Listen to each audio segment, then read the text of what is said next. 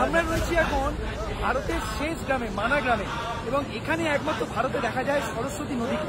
গঙ্গা, যমুনা, সরস্বতী তিন বোন, এবং এখানেই সরস্বতী নদীর তৈরি, এবং তারপরেই সরস্বতী নদী চলে যায় পাতালে।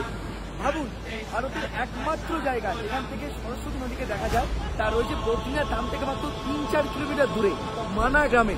এবং তার পাশে সরস্বতী ঠাকুরের, সরস্বতী মাতার একটা সুন্দর মন্দিরও রয়েছে। ভাবুন, এই দৃশ্য দেখার জন্য কত মানুষ এসছে। জানতেন এটা আগে যে সরস্বতী নদী বলেও একটা নদী রয়েছে, এবং তার দর্শন একমাত্র পাওয়া যায় বদ্রীনাথ ধামে। মহাভারতের পঞ্চপাণ্ডবের কাহিনী আমরা সকলেই জানি। তারা এই পথেই বদ্রীনাথ ধামে দর্শন করে মানা গ্রাম হয়ে রওনা দেয় স্বর্গের পথে। এখানে রয়েছে স্বর্গারোহিণীর পথ।